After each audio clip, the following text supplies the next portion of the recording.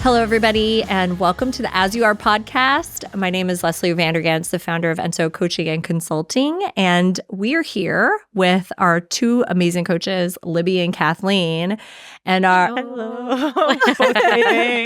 and we have a super special guest, Renee Trepagnier, the founder of Here I Am Box. Hello, Renee. Hello. We're happy to be here. We're so excited to have you. So you are remote in beautiful California right now. That's right. We're in Long Beach, California, just south of Los Angeles. Awesome. And Renee and I have known each other for, I think we just said like a little over 15. I think it's been about 15 years since we worked together a long time ago. And at the time, you were like the head of project management, right? At a company that we worked with together. That's right. Yeah. There was a small project management division, and I was running that. Yeah. So you have been, I kind of want to go backwards before we get into Here I Am Box, if that's okay, because I think your background and your history is really interesting to then like spur into the story, if that's okay with you. Absolutely. Okay. So talk a little bit about your journey. So you were a female, a woman leader in tech, and then moved to some like really, cool companies. Yeah, I had a great career in technology. So most of the companies I worked for were tech companies. In general, I was running a program management team, sort of wherever I was, and eventually moved into sort of an operational leadership role in operations. From the original place, I worked at small and large companies. The most notable one was Indeed, where I was in charge of their program management team from the point where there were 400 people in the company until there were 5,000 when I left there. So it went from a tiny company to global, very large company in a very short period of time. And I moved on to work for other startups and companies in a larger leadership role. So I was vice president or head of entire operations for multiple different startups and other companies. Oh, it's so cool. And I mean, part of what we talk about in the podcast is a lot around leadership. And I'm just curious for you in those different spaces, like what were some of the things that you carried with you or that you learned about yourself from a leadership capacity? Yeah, I think mostly in leadership, it's really important to know or to remember that you're only as strong as the people around you and the people that are working for you and with you. The real value is in building them up and making them better and more valuable in their roles and also in their careers. I always told everybody to, build your network. This might not be your last job, so be sure you're making good connections and you're learning all the time. And don't be afraid to try new things and take some risks. Love that. Okay, so what are some big things that you've learned through this like tech journey, operations, leadership journey? Yeah, I think the main thing that I've learned is to always be true to your values and what's important to you. I think obviously when you're working for someone else, you need to take your marching orders from them. But if it's not ringing true to you or doesn't feel like it's the right coming from the right place, then I think it's important to either speak out or move on. And sometimes we have to do that when our integrity might feel like it's being compromised. Really good point. Mm-hmm. Really good point. I love that. So much of the work that we do around values with our clients and making sure that, in their work and their home life that you have this core set of values that it kind of drives everything that you do. So I think that's such an important lesson to kind of learn within the workplace. And also, just as you're leading teams, if you don't know what you stand for, then you stand for anything. Yep. Okay, so now let's talk about Here I Am Box, because that is part of the reason why we invited you on. Is you had posted an article on LinkedIn and I read it and I was like, oh my gosh, this is super cool. A, it's a super cool story. B, it's a super cool company. And see, obviously you were super cool, so Yeah. it only made sense. But tell us, tell the listeners a little bit about Here I Am Box, and then kind of your journey to getting there.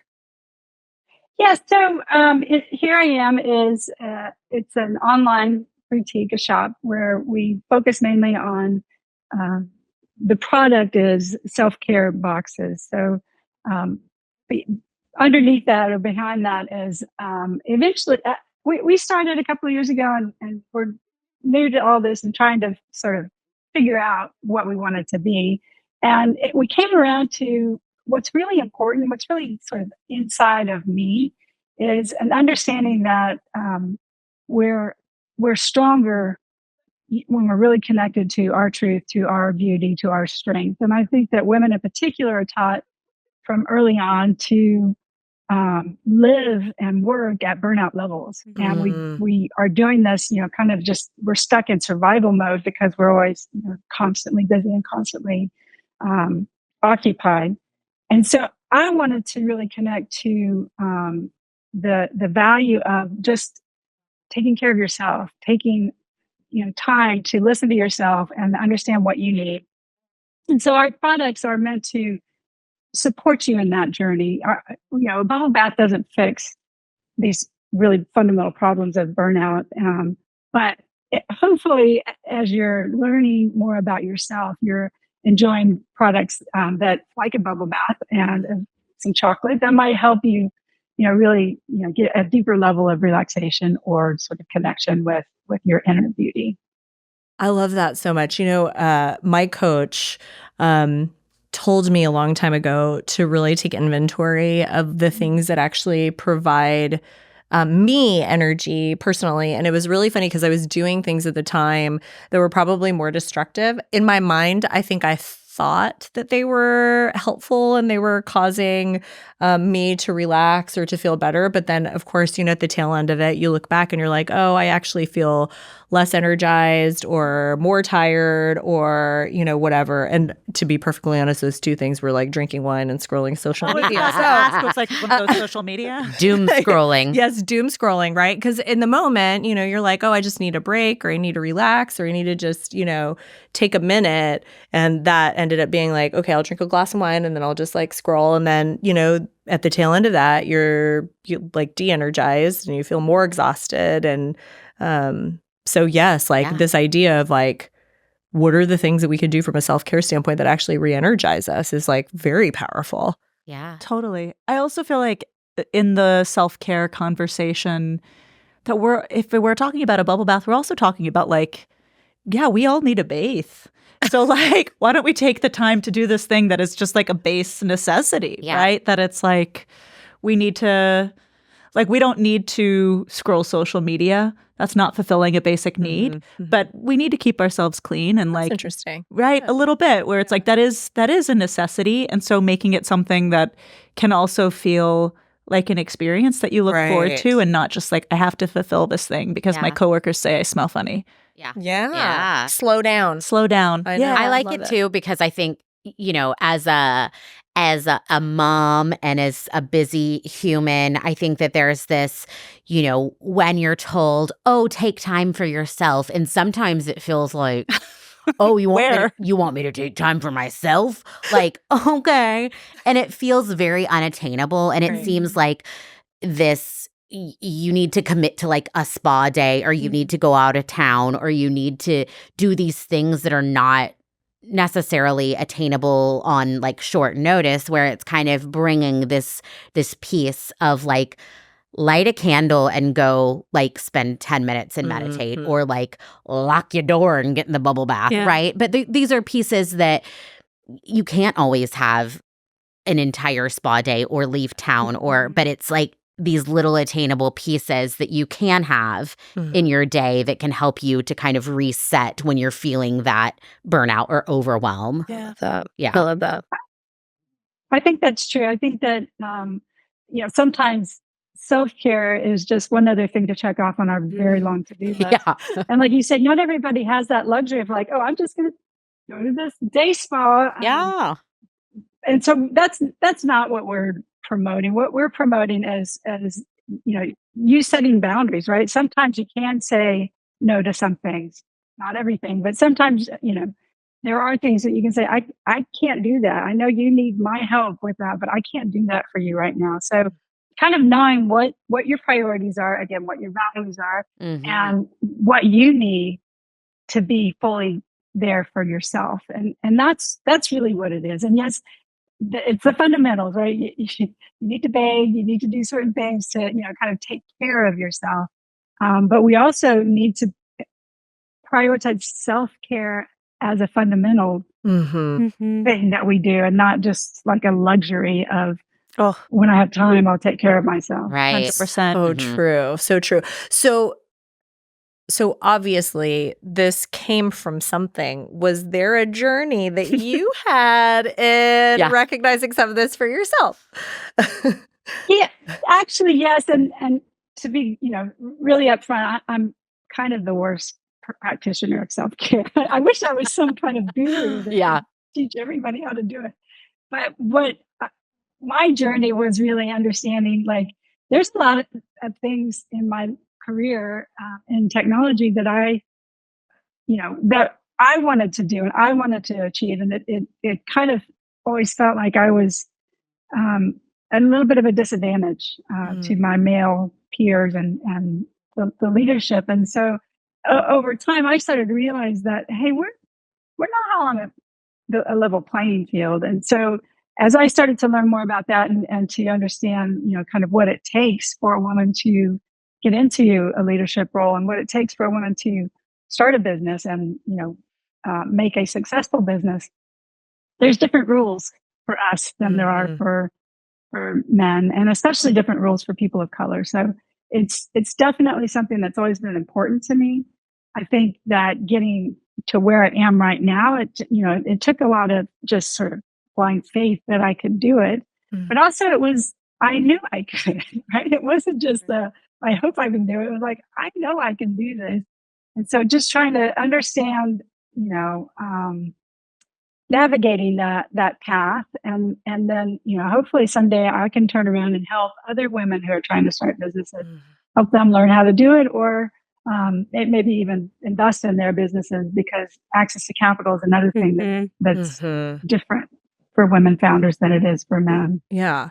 Can you go into more detail? Obviously this is something that you've thought about a lot. Like, what from your experience being a woman in technology and not seeing kind of an equitable experience, like what are some of the things that you experienced as you were kind of navigating that journey? Sure. I mean, I think I've always had, well, maybe not always. I've had the opportunity to work with some amazing men and to work for some amazing men, and I certainly think that the access is more systemic than just, who's your boss right now. It's very pervasive. The patriarchy is everywhere. So you don't dismantle it in, one day. But I do think that what's been important to me is understanding sort of what was important to me, what my capabilities were, and to not be too afraid to, bring it up, to have that discussion in the first place, but also when it wasn't working, to walk away and to just say, like, okay, this isn't for me. I've never been one to just kind of like be comfortable just sort of letting somebody else, kind of decide for me, what I was capable of. So I think that finding your confidence, and sometimes that's hard when all the signals are, that you're not okay, you need to be fixed. And, there's something, that men have that we don't have, that we can't, sort of achieve that same level. And so it's important to really take the time, give yourself some time to listen to yourself and to understand what's important to you, so that you can make those choices with a clear head and not, kind of as a reaction to, a tense situation. Yeah. Yeah, I can't agree more. It's really funny.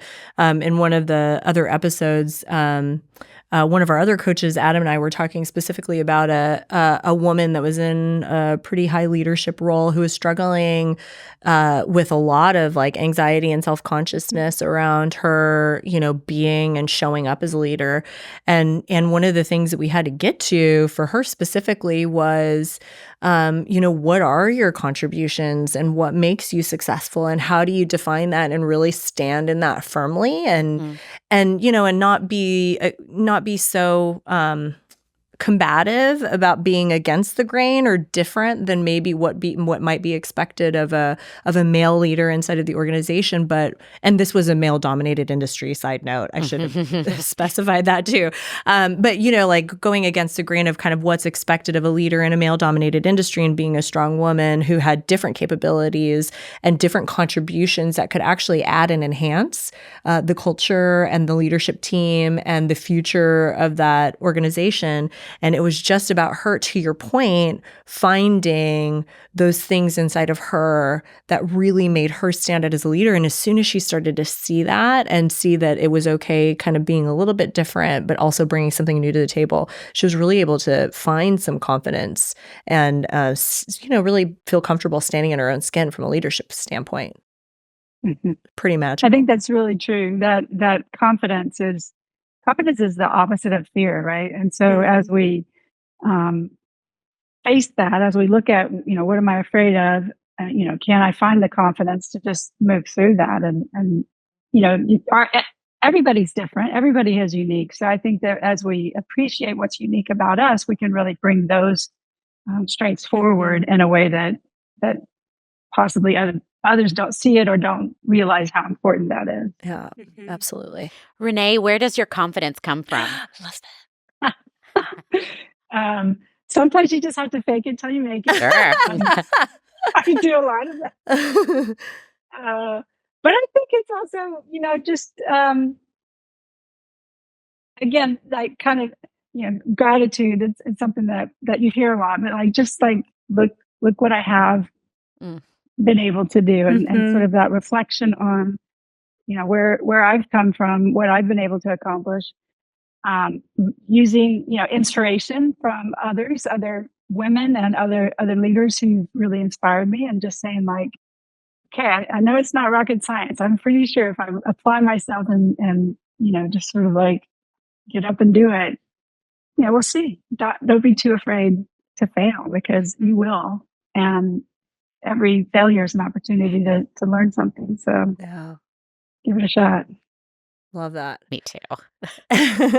The thing that was interesting was that I read in the article, that we all read in the article, was that this was like a kind of around COVID time. That can you talk a little bit about that journey for you? Because we love talking about COVID times. That was like the Great Resignation, and everybody's like, "What am I doing? I gotta get out of this job." I need What was your path there? Well, I definitely believe that there's nothing like a global pandemic to make you question life's assumptions. So we had a great journey, and it was a terrible time, and it was definitely very hard for very, very many people, and we lost a lot of lives during that. But both of us, my partner and I, were both working for technology companies, and working from home was a possibility. And so we couldn't go anywhere. So we decided to build a travel van. So we took a cargo van and converted it into a travel van, and spent as much time as possible working from our tiny home on wheels. So we got to travel to some amazing places throughout the country. But we ended up coming to California over and over. And eventually, once things started to open back up, we decided to move to Long Beach. And so it just felt like the right thing to do. And so we did it. And once here, we thought, well, why am I working for somebody else when I could be working for myself? So, as one does. Right? So we just quit jobs and said, let's dig in and figure it out. So that's what we did. And, every day was another, like, what? What did we do? Why are we doing this? But it's been great. And, I'm not happy unless I'm learning. So it's definitely been a great chance to learn. Oh my And goodness. and still we are, we're still learning something new every day. Yeah. What have been some of those major lessons? Well, I think for me, I mean, this is, kind of plays to project management. Like I like things to fit and I'm in a specific space and time. I like things to be black and white. I want to know the answer, and if I can't, if I don't know it right away, I want to go figure it out, and I want to figure it out right away. And so, for this little venture, anyway, being comfortable in the messy gray, as they say, the messy middle, has been so important. And don't give up just because you don't figure it out, or you didn't nail social media in week one. you got to stick with it, and find the connections, find the people you're talking to, and really connect with them. And I think that's been probably the most important, most valuable thing that I've learned in this journey.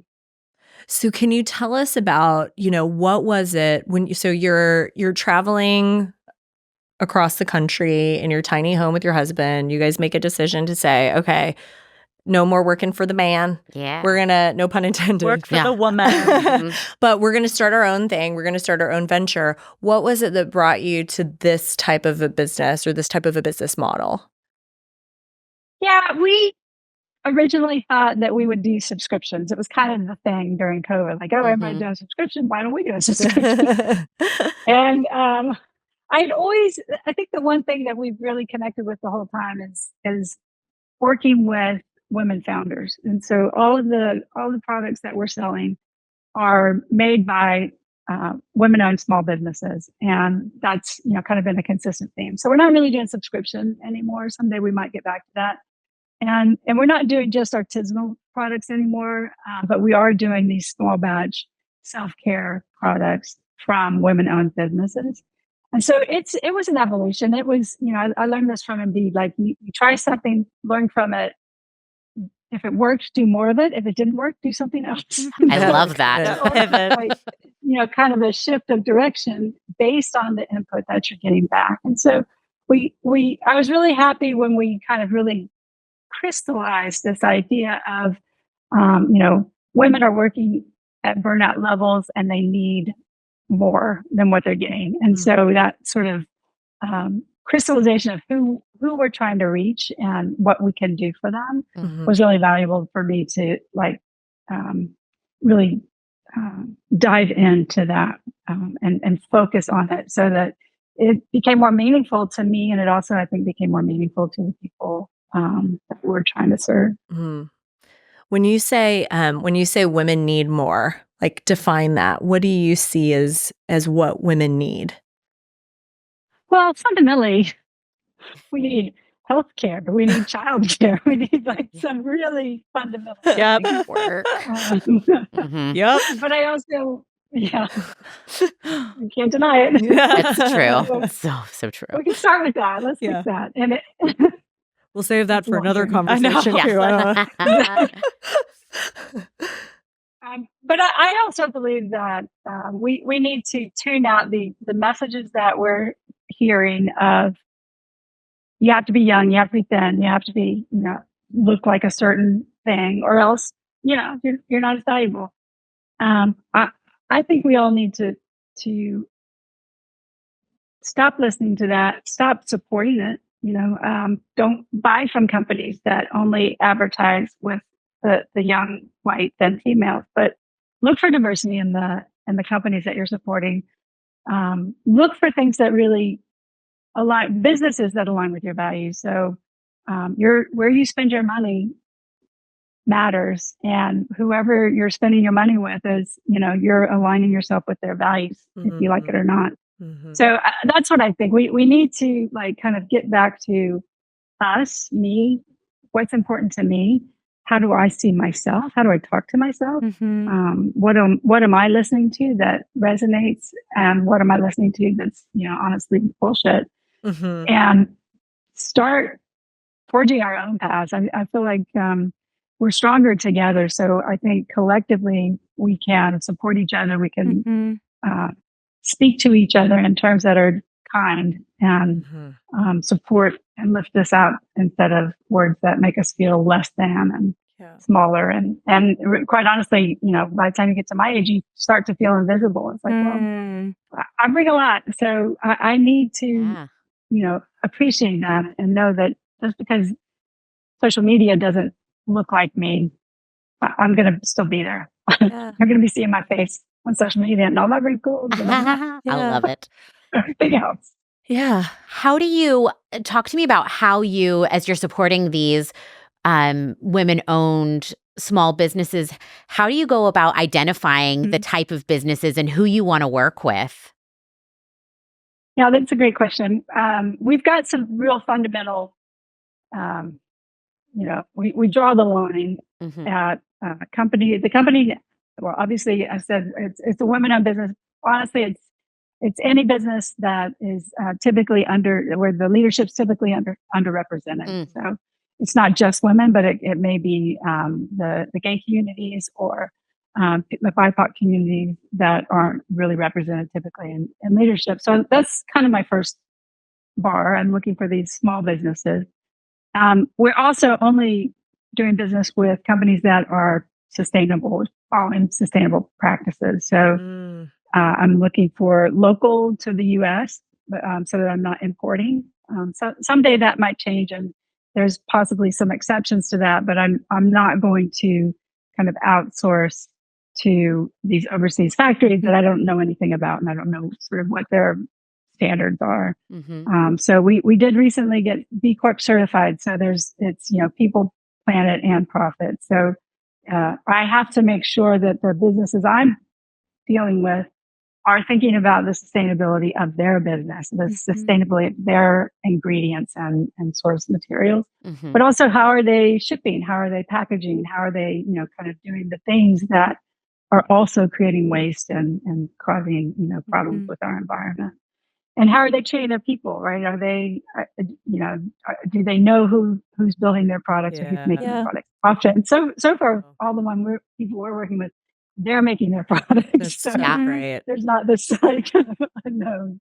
That's quantity. amazing. Yeah. So, There's something that stands out to me, and what you were just sharing, and then also thinking about customers, which is coming to this notion of what do we have control over? And so, like, it's a big, scary world out there, and like, where do we have any kind of power?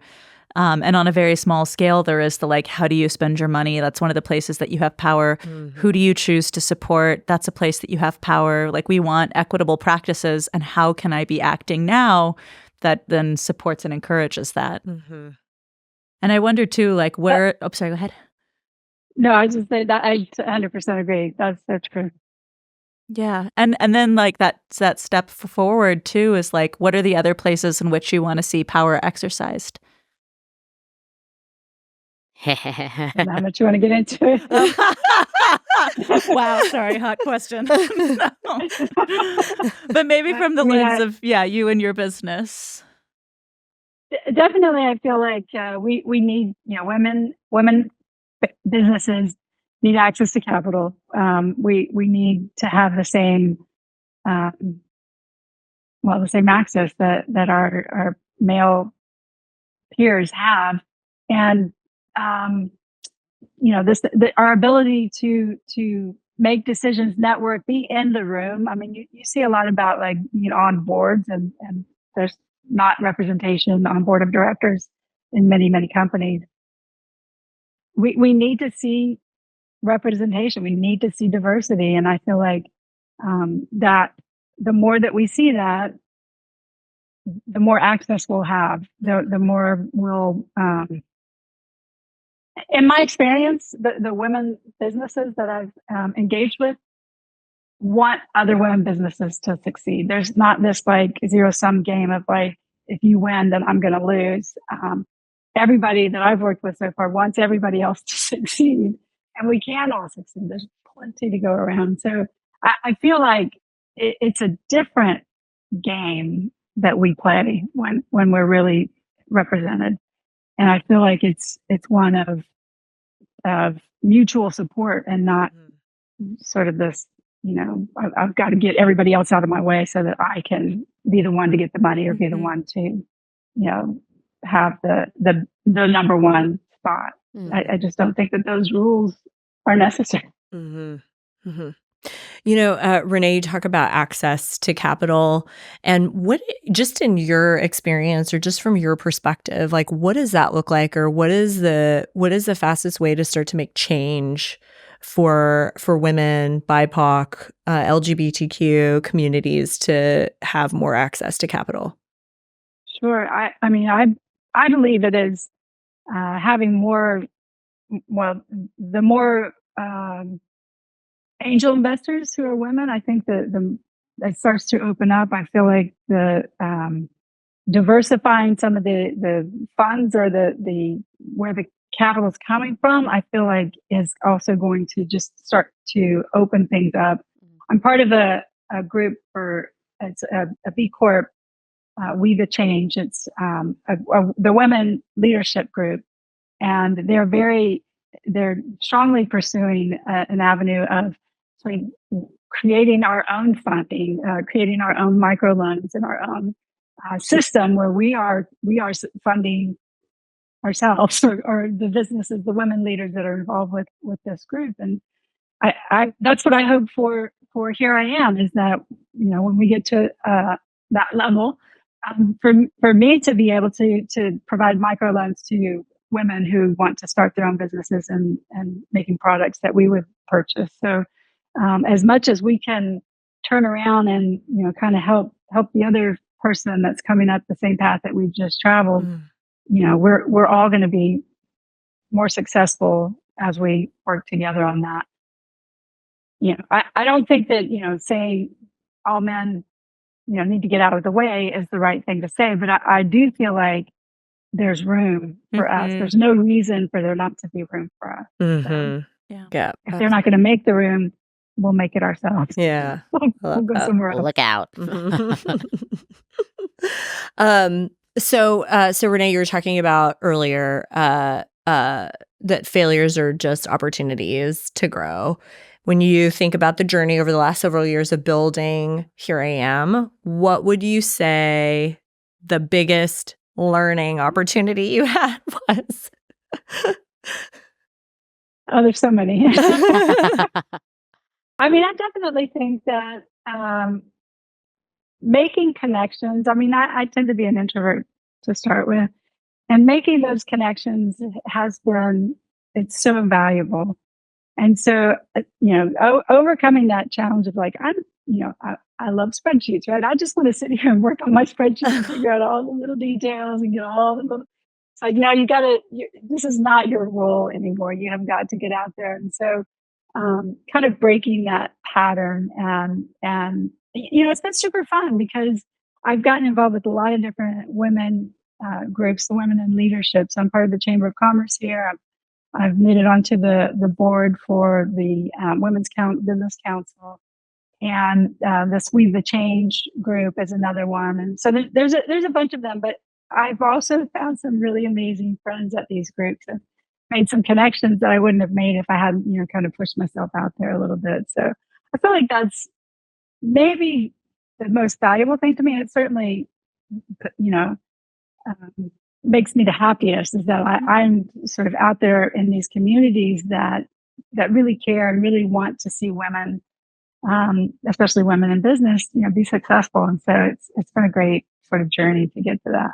Oh, I love that. So what motivated you to make that change or that pivot? Well, it was necessary. It's just so obvious. you can't just filter. And I think, it's it's one of my, kind of, I don't want to say numbing mechanism, but it's sort of like how I avoid the uncomfortableness of kind of being out there. I think that we do the same. Like we work at burnout levels, and rather than sort of look at, well, why am I doing that? What's inside me that's making me? We kind of avoid it and just like kind of turn away. It's like, it's okay. It's just how it's supposed to be. We're meant to be working at this kind of level. When you really look inside, which is the hard work of understanding, like, well, what's feeding me by doing that. It's like, well, that's not necessarily healthy. Mm-hmm. It's not Yeah. healthy for me to just stay in my room and work on spreadsheets. What's healthy is for me to, go out there and meet people and engage and get to know and connect with other people. Question. So part of, my role is I talk with a lot of people that are, looking for career change, trying to pivot in their careers, and networking is a huge part of it, and nurturing your network and getting out there. So, you said kind of by nature at first you're an introvert. So what would be some suggestions you have of, good ways to network, and things that you have found to be useful in, in trying to grow your network? Mm-hmm. I definitely believe in joining these women groups. They're Yeah. everywhere, and Yes. especially if you're looking for a leadership opportunity, you can't. There's no better place to find a group of people, especially women, than these women groups. And I do think that even though I'm an introvert, or you might be shy or something like that, it's just, it takes, meet one person, right? You don't have to go stand in front of an audience. Yeah. To do anything, you're not so afraid. But, one at a time, Mhm.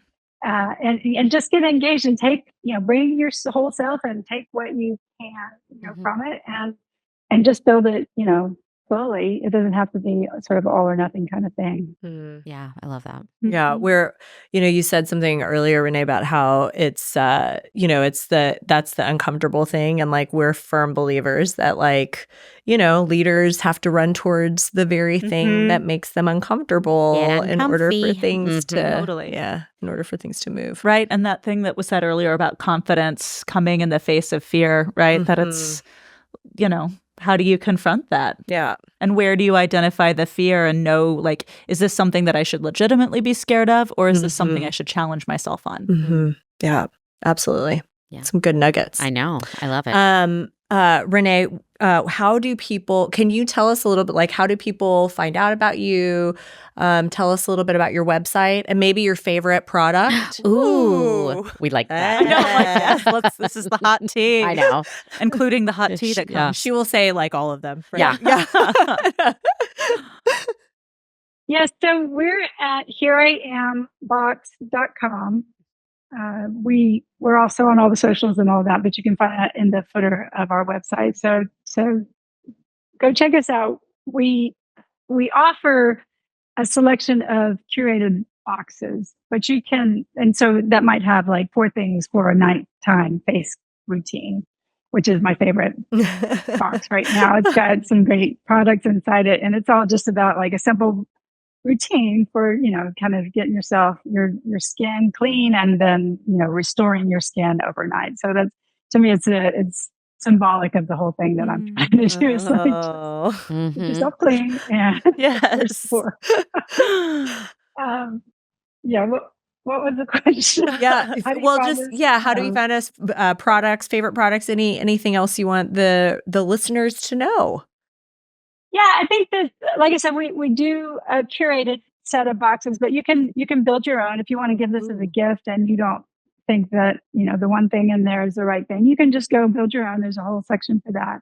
And if you just want to, you love that toner and you just got to get another bottle, you can also buy one off. So we're pretty flexible. I love it. But yeah, I think the idea is to take care of yourself, or you can give it to somebody who, might need that little boost of little nudge toward taking care of themselves. Can I share like a small anecdote with that? Which is, in a previous life of mine at a corporate gig I had, I worked with alumni, people who previously worked there. And we had an event coming up, and one of our like regular alumni who we engaged with had something really sad happen.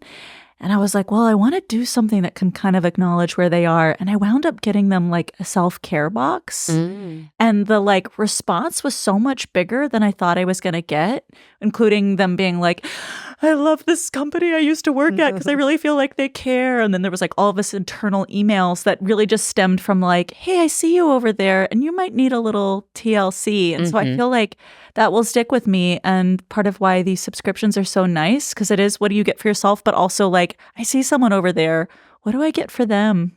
Mhm. And nice to have kind of this already curated and thought out so well. Mhm. Yeah. What's like one, piece of feedback that you've received from these boxes or the engagement with some of these women-owned businesses that you're just really proud of? Oh, that's a great question. I have yet to speak to any professional woman who doesn't really get what we're doing. I have yet to hear somebody say like, "That doesn't really resonate with me." Yeah.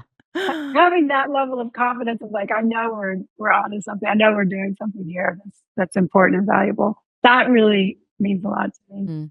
But I also have had different kinds of feedback. But the one that I really appreciate is that the people that have received our boxes have really felt like the combination of products and the knowing that they're from small women-owned businesses and that they're all sustainable, like that whole package makes people feel like it's just sort of a little bundle of love, right? Like you deliver them something that really touches them, and also they can kind of feel and sense the value of the heart and soul that's been put into it. Oh. Not by me necessarily, but by all the people that made Yeah. the different products. Oh, I love that.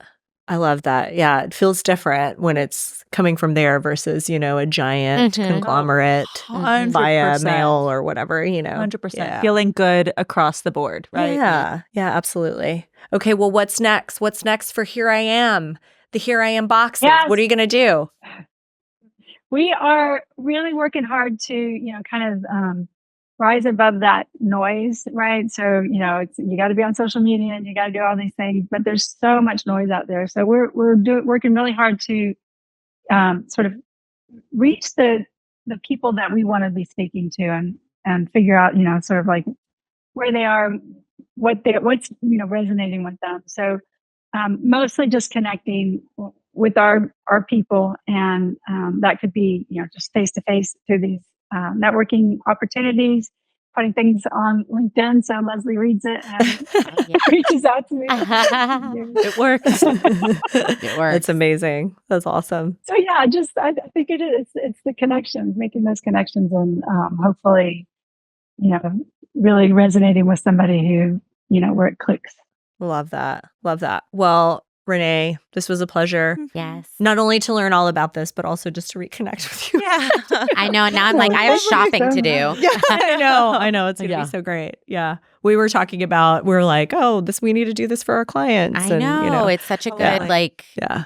It's great. It goes like hand in hand with all the stuff we do. So. Totally. Love that.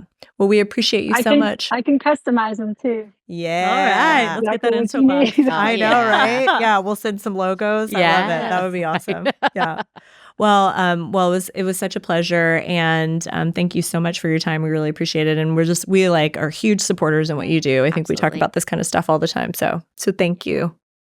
Thank you so much. It was great talking to you. All right.